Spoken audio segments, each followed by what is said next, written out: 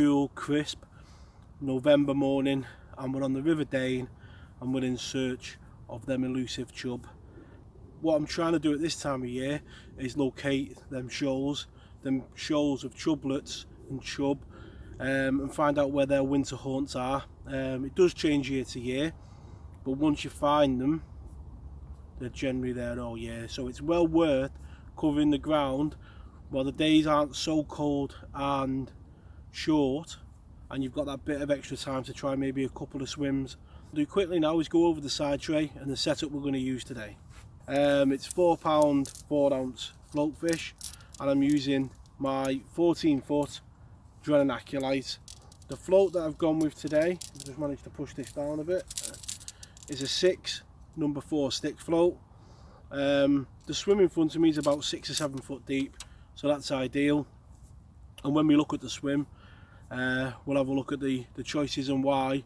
I've got the shotting pattern, which is a strung out, evenly distributed number 4s with a bulk of number 3s just above me hook, number 4s above me hook link, and 2 number 8 droppers.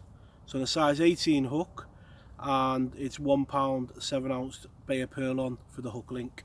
So let's have a look at the swim. Right, so there's me seat, my side tray, my net. Let's have a look at the swim. So what have we got?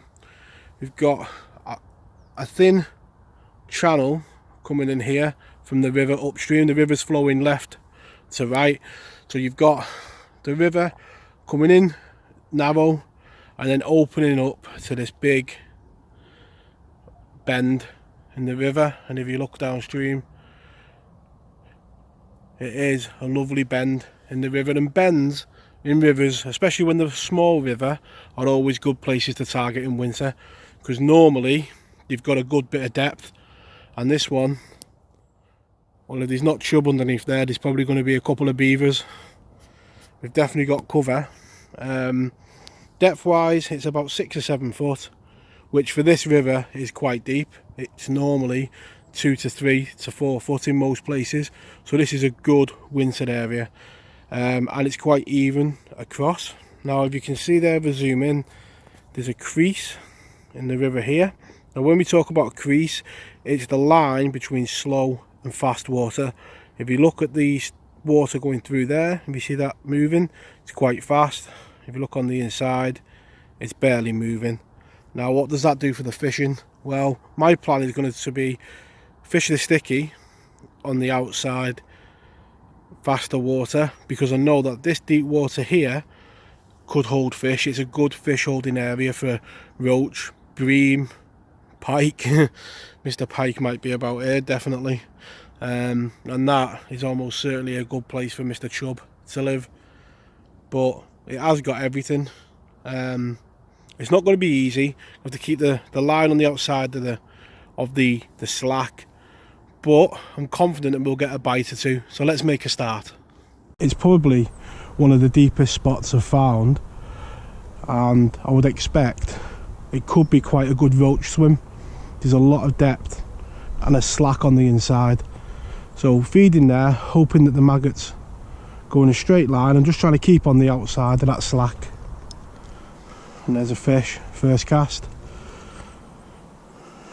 and a little small fish to start the day, a little dace, and that's a good sign.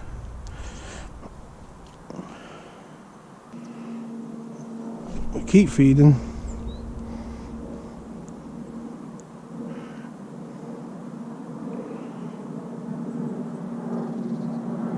So we've been getting the bite. There we go.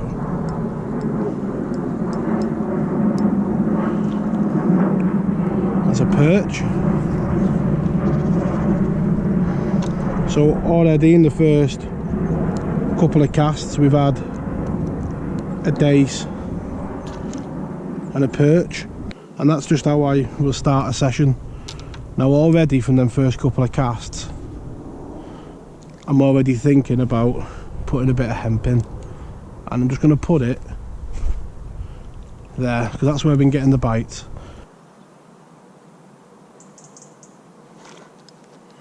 There's the bite again. And only small fish, and that's a small chublet. It's So 3 species in the first couple of minutes of the day. And with the depth that we've got here, it could hold anything. It could hold bream, it could hold chub, and of course pike. When you think it's quite shallow upstream from me, and it's quite shallow downstream.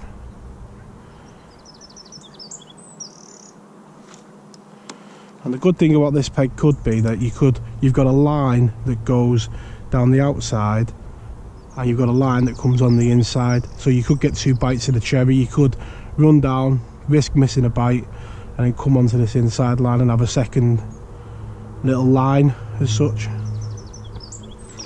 like that. You see there, we missed a bite on the outside, dropped on the inside, and we picked up a dace. So if anyone ever asks me what my favourite fish is, I always say the dace. And the reason for that is because when I first learned to fish the rivers, I was on the river day, and it was the fish that I learned to fish a stick float with. Dace were the main species, and from that point they've always been my favourite. Just holding it back there, and say on that far back line you get a bite of that cherry and there's a fish. And already it says to me there's a good number of fish in the peg.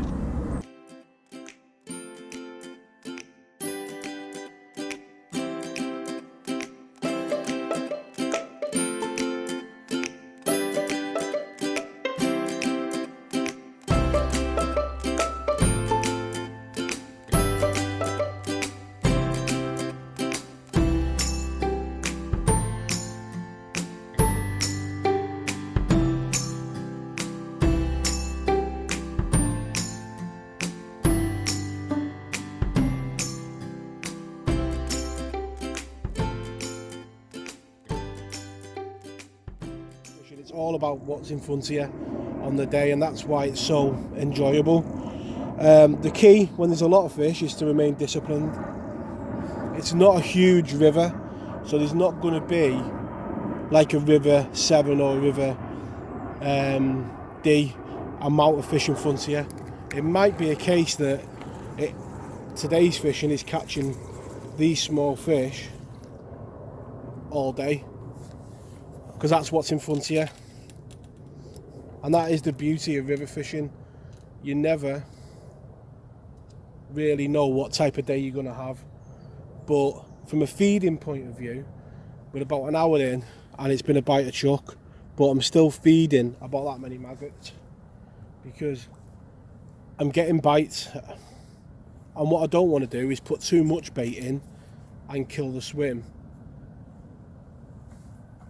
If you get a better fish, then you can make that decision, because you'll know there's better fish in the area. But till you get a better stamp of fish, then you're fishing for small fish like that, and that is what my feeding is based on at the moment. And it's been a bite of chuck, let's say on that far line, and then if you miss a bite on that far line, it comes in. Twist it around, it comes in to this inside one, and you get another bite of the cherry. There we go. So when it comes to fishing, you've got to take into account the actual river you're on. It'd be quite easy to start putting 15-20 maggots in like we did on the roach video on the bigger river. But it'd be very easy to overfeed this swim today. So just persevering with a single maggot and just a pinch of hemp, so many casts, and just feeding 4 or 5 maggots upstream and feeding to what's in front of me. And there's a knock straight away. and then come in again on that inside line once you miss a bite. It is a good swim for that. Hold back. That's come right on that snag, and my heart went then. Because once you get down to that tree, you do think there's going to be a better fish. But so far, the swim is absolutely loaded with fish of that stamp. Now, if I come to swim again, I'd have an idea they were in front of me, and I probably would have a go on this swim away from the blog, and I would bring a lot of maggots and I'd really put them in just to see if you can get through them smaller fish to the better ones. Because when you're feeding 5 or 6 maggots, you've got to think that that's only feeding 5 fish in the swim, and them little fish that big can all eat a maggot and they can all eat a piece of hemp. So you've got to judge how much is in front of you. So what I'm going to do for the next bit is just persevere feeding in the next hour how I've started in the first hour, and just see whether any better fish arrive or it continues to go the way it is. If you get a better fish, then you can make a decision to feed more bait because you've got an idea that there's some there. But at the moment, it's looking like it's a day fishing for them small fish like that, so I'm going to feed the swim accordingly. Probably the best fish of the day so far, barring an early dace. A nice little billy, and he is in fin perfect condition. A lovely little roach coming on the maggot, coming on that snag downstream. Does seem to be where the better fish are holding. And there we have one of the most beautiful fish in the river, the grayling. An absolutely lovely fish. Look at the colours on its gill cover there. All the metallic colours and the spots down its side. A lovely, lovely fish is the grayling. And on the species hunt today, it's quite a few fish we've had. I think we're only missing a proper chub and a barbel, and I think we've got the full contingent.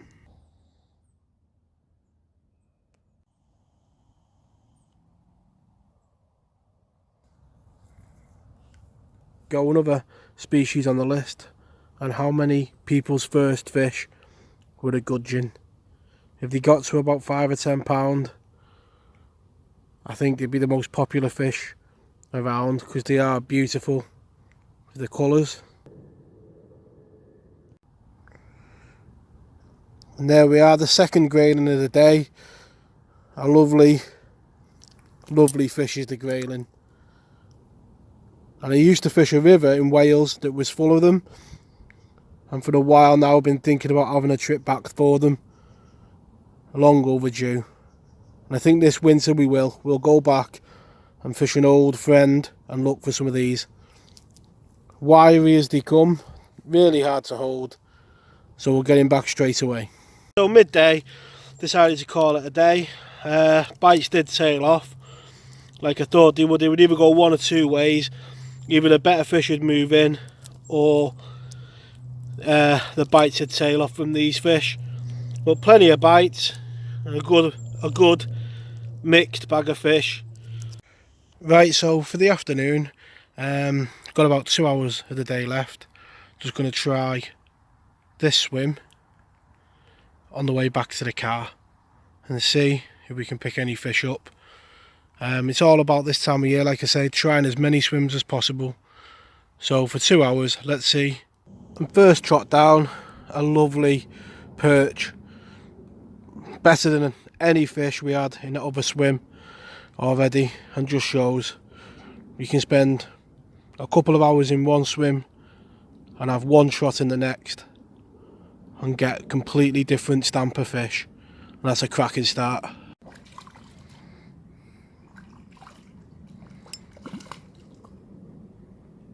And how different two swims can be, eh? Second fish, a quality roach, and that is a lovely, lovely roach. And I say in them two fish we probably had half the weight maybe of that other net, and it just shows. And that is a lovely roach, that, from such a small waterway. Fantastic. And third trot down, Mr. Chubb's arrived. And all them little chublets we had this morning, we didn't have one that size, and it just shows, I know I said it in the last two clips, but location, location, location. 3 trots down, a perch, a roach, and now a chublet.